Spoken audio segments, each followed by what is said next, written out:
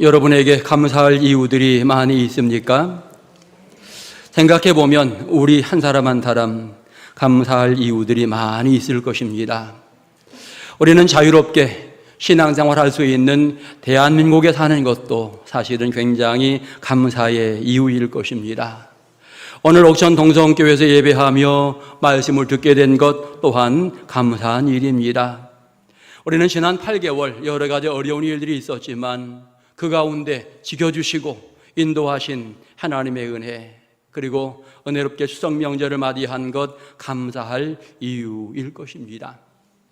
뿐만 아니라 하나님은 우리 앞길도 은혜 가운데 이끌어 가실 것이고 우리에게 좋은 기회, 새로운 기회들을 허락하시게 될 것입니다. 모두가 감사할 이유입니다.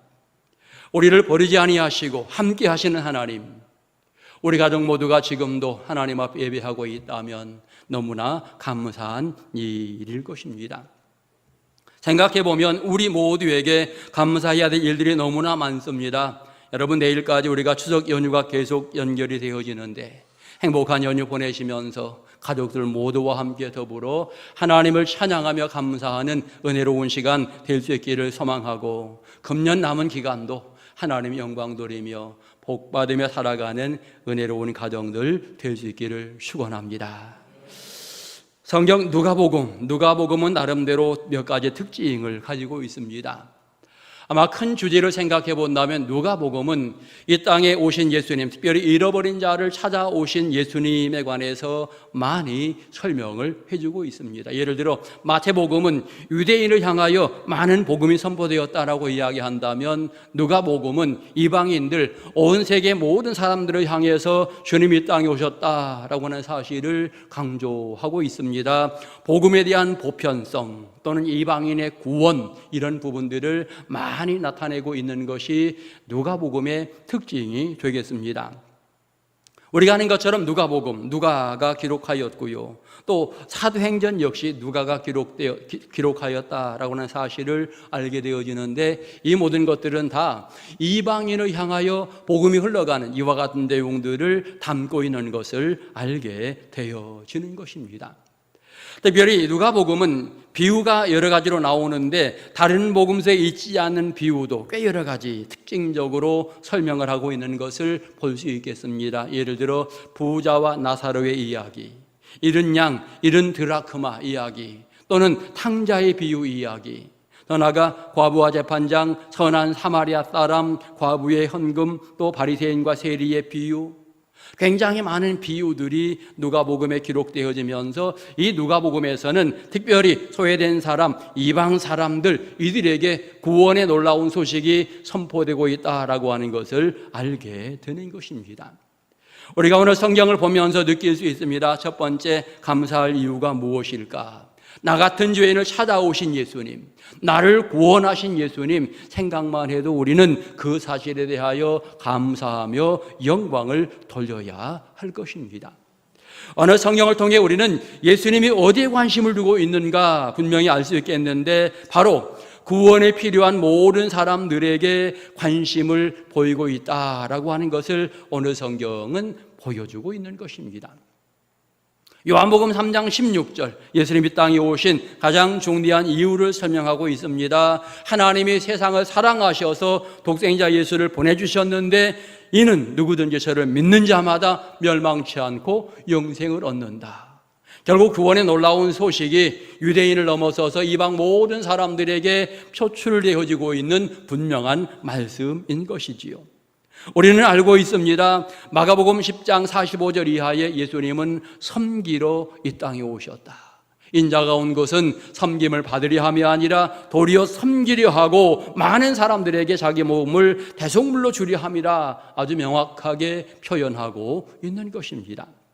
뿐만 아니라 요한복음 14장 6절 이하에 내가 곧 길이요 진리요 생명이다 라고 말씀하면서 모든 사람에게 예수님은 구원의 길이 되고 생명이 되신다라고 하는 것을 말씀하고 있고, 가로되 주 예수를 믿으라 그리하면 너와 내 집이 구원을 얻으리라. 결국은 예수를 믿는 모든 사람들에게 구원의 길이 열린다라고 하는 사실을 성경은 명확하게 우리에게 말하고 있는 것입니다.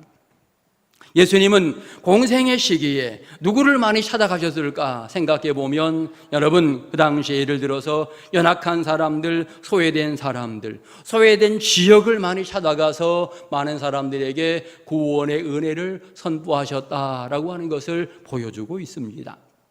베데스다 연못 38년 병자, 그를 찾아가서 만나시는 예수님, 손 마른 사람을 만나서 그의 문제를 해결해 주시는 예수님, 많은 사람들에게 비난받아야 되는 가늠한 여인을 찾아가고 혈루증 여인을 찾아가고 결국 이 연약한 사람들, 죄인들을 찾아가셔서 은혜 베푸시는 예수님의 모습을 우리는 분명히 알 수 있겠고, 오늘 본문을 보더라도 예수님 한 촌에 들어가시는데 거기에 문둥병자 10명이 있었다, 나병 환자 10명이 있었음을 이야기하고 있는 것입니다. 결국은 예수님은 사람들이 관심을 갖지 않은 그곳에 찾아가서 그 사람들을 만나주고 그들에게 관심을 가졌다라고 하는 것입니다. 어찌 보면 가족들이 멀리할 수밖에 없었던 이와 같은 사람인데 예수님은 그들을 찾아가서 그들에게 사랑을 베풀면서 관심을 가지셨다라고 하는 것을 명확하게 알고 있고, 오늘 예수님 예루살렘을 가시는 과정 속에 또 갈릴리 사마리아 사이를 지나가시더라 이렇게 말하면서 한 동네를 들어가시게 되겠는데, 아마도 제가 생각할 때에 거기에 문둥병자가 있다라고 하는 사실은 많은 사람들이 알고 있는 이와 같은 사실이었을 것입니다. 그래서 웬만한 사람들은 가능하면 그 길로 가지 않으려고 생각했을 것이고, 율법적으로 따져보더라도 그들을 멀리해야 되는 것이 그들의 모습이기 때문에 그곳을 가기를 꺼려했을 것입니다. 그런데 예수님이 바로 그 길, 그곳을 찾으셨다라고 하는 사실을 오늘 성경은 말해주고 있는 것입니다. 예수님이 가끔씩 유대인들에게 공격을 받습니다. 공격받는 가장 큰 이유 중에 하나가 율법을 넘어선 사랑을 실천하게 될 때에 그 율법을 넘어섰다라고 하는 이유로 말미암아서 유대인들에게 공격을 받으시는 거죠. 소외되었던 사람들을 찾아가서 만나는 이와 같은 부분들이 유대인들에게는 공격거리가 되었습니다. 삭개오를 찾아가서 구원을 선언합니다. 세리마태를 제자로 부르시는 이와 같은 과정도 있고요. 고아와 과부, 창기와 세리, 세상에서 소외받았던 많은 사람들을 찾아가는 이와 같은 부분들 때문에 때때로 유대인들은 예수님을 공격하는 이와 같은 모습을 보이기도 하였습니다. 분명한 것은 예수님은 세상에서 소외된 사람, 연약한 사람, 나약한 사람들을 찾아가서 그들 모두에게 사랑을 베푸시고 관심을 두셨다라고 하는 것을 성경은 말하고 있는 것입니다. 여러분, 그 예수님이 그렇게 관심을 두셨기 때문에 오늘 우리가 예수님을 만났다라고 하는 사실입니다. 우리가 너무나 부족하고 연약한데, 우리는 이방인 중에 이방인인데, 여러분, 그런 우리가 지금 예수를 만나서 하나님의 자녀가 되었고 천국 백성이 된 것, 이것은 너무나 감사한 이유인 것입니다. 우리를 불러서 너는 내 자녀다 라고 말씀하시고, 또 우리에게 필요에 따라서 어떤 사명을 맡기시면서 일할 수 있도록 길을 열어가시고 하나님과 날마다 교제하면서 믿음 생활을 진행하도록 이끌어 주시니 이 얼마나 감사한 일인가. 여러분, 연약하고 부족한 내가 하나님의 자녀가 된 것 감사하시기 바라고, 날마다 찾아오시는 그 주님 기쁨으로 맞이하면서 마음껏 주님께 영광 돌리는 복 있는 성도들 될 수 있기를 축원합니다. 성경을 보면서 10명의 문둥병자가 있습니다. 이 10명의 문둥병자는 어디에 관심을 두었는가? 이 10명의 문둥병자는 어찌 보면 한결같이 병 고침에 관심을 가졌다라고 표현할 수 있겠습니다. 사실 이 문둥병에 걸렸다라고 하는 의미에서 부정하다 이렇게 말하면서 사람들을 멀리해야 되는 이와 같은 부분, 격리를 당할 수밖에 없는 이와 같은 병에 걸려서 그들이 지금 외롭게 고생하는 이와 같은 과정입니다. 예수님이 가까이 다가오신다 그러면 한결같이 그들이 뭐라고 이야기해야 됩니까? 부정하다 가까이 오지 마십시오라고 이야기해야 옳을 것 같습니다. 그런데 이 사람들은 그렇게 말하지 않습니다.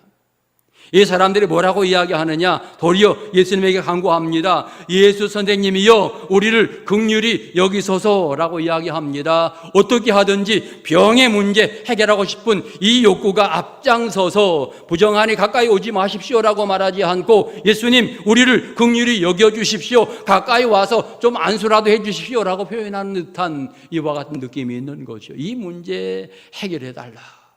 이것이 어찌 보면 이들에게 있어서 간절한 소망으로 들려지고 있는 것입니다. 예수님이 그들의 어떤 요구를 외면치 않고 예수님 말씀하시는데 그들을 향하여 가서 제사장들에게 너희 몸을 보이라 이렇게 말씀을 합니다. 어찌 보면 병이 고쳐져야만 제사장에 갈 수 있는 거지요. 치료함 받았다라는 확신이 있을 때에 제사장에게 찾아가야 되고 제사장이 그것을 확인해주고 확인증을 떼주면 이제 가족들에게 갈 수 있는 이와 같은 상황 아니겠습니까?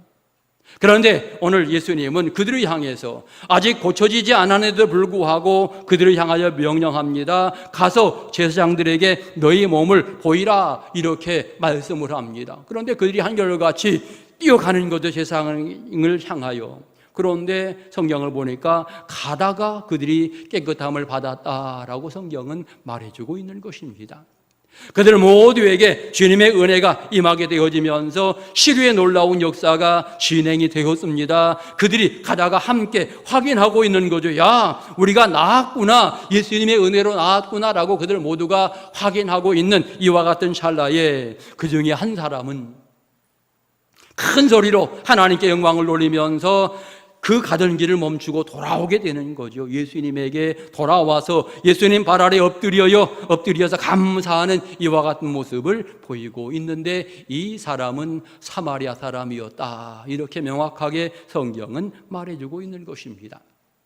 결국 한 사람이 주님 앞에 나와서 감사하게 될 때에 예수님 말씀하십니다. 다 깨끗함을 받지 않았느냐? 그 아홉은 어디 있느냐? 이와 같은 질문을 하게 되면서 이 이방인 외에는 하나님께 영광 돌리러 온 자가 없느냐라고 이렇게 말씀하고 그를 향하여는 일어나가라, 내 믿음이 너를 구원하였느니라 이렇게 복의 선언을 하고 있는 것입니다.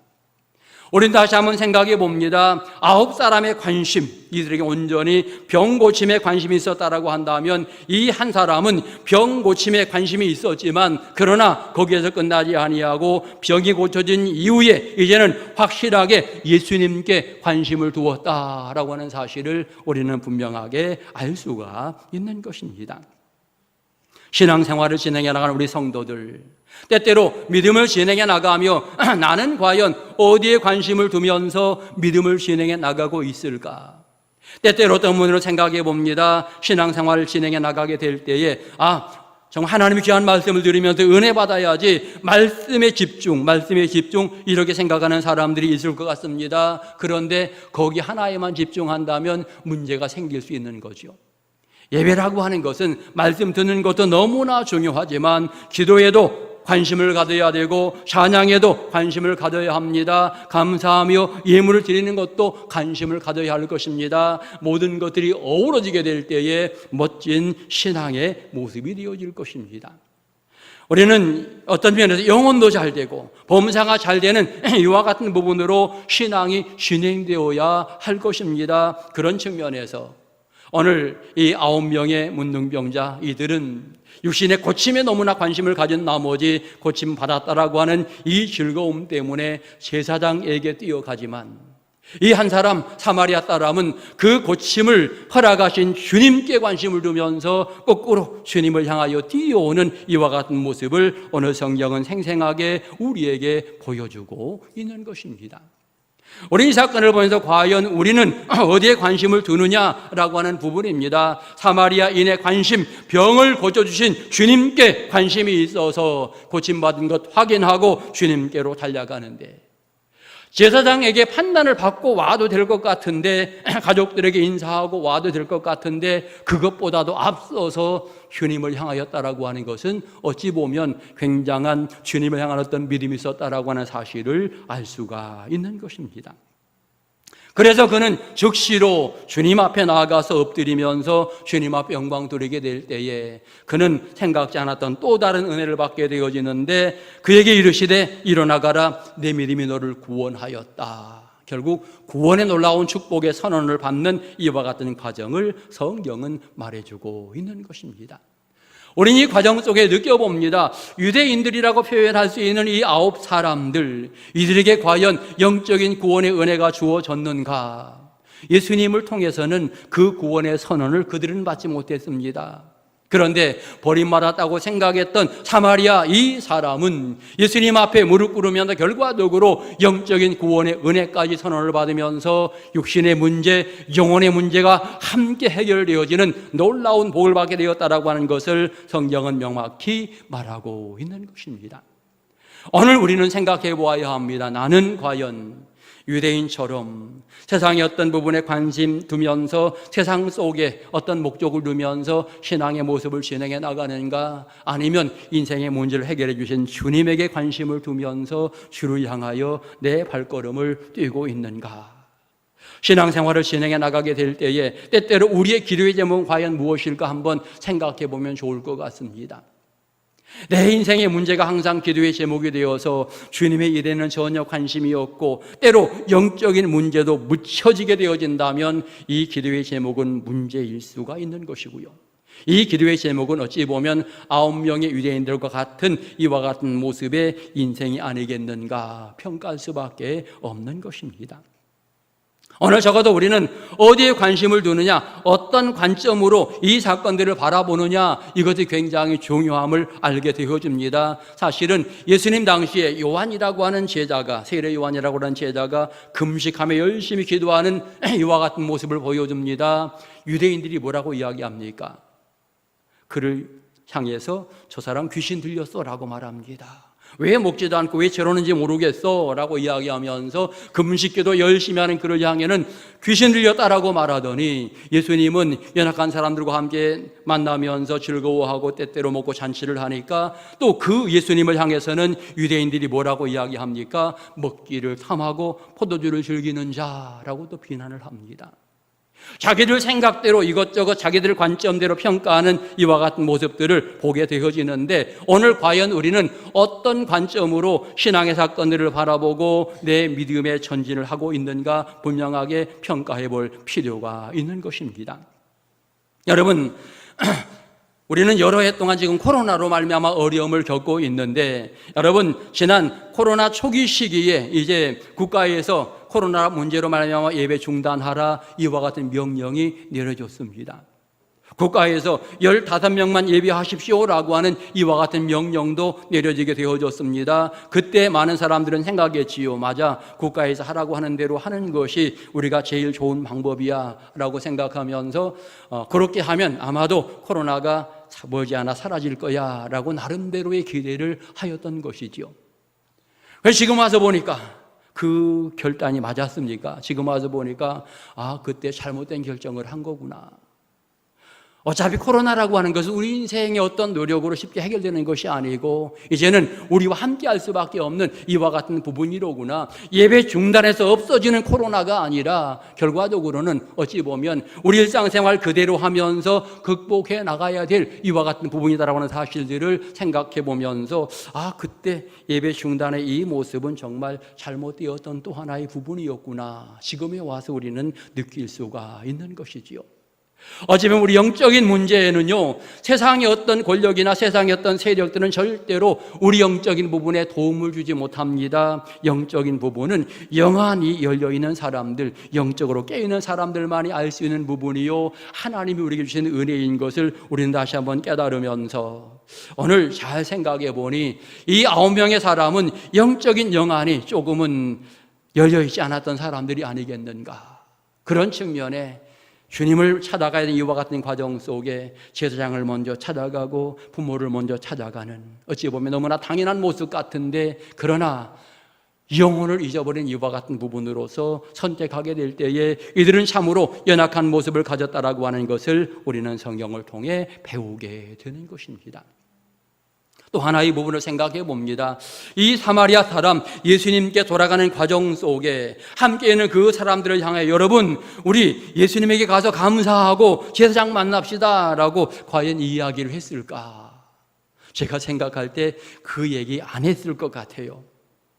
왜냐하면 똑같이 이들이 나병 환자로 함께 이렇게 고생하는 과정 속에 이제 주님 앞에 가게 되어지는데, 치료를 받게 되어지는데, 사실은 주님 만나기 이전까지 이들은 함께 화합이 잘 이루어졌을까 떨어졌을까라고 생각해 보았을 때 유대인하고 사마리아 사람은 떨어지지 않았을까, 이런 생각이 듭니다. 유대인들이 이 사람 한 사람을 왕따 시켰을 것 같다 하는 생각이 듭니다. 그래서 평소에 굉장히 외롭게 있었을 것 같은데 이제 함께 주님 앞에 서게 되고 치료받는 이와 같은 과정 속에 함께 은혜를 받게 되어지는데, 그런 측면에서 이 사람은 다른 9사람에게 예수님에게 갑시다 라고 말하지 않았을 것 같다, 그런 생각을 하게 되는 것입니다.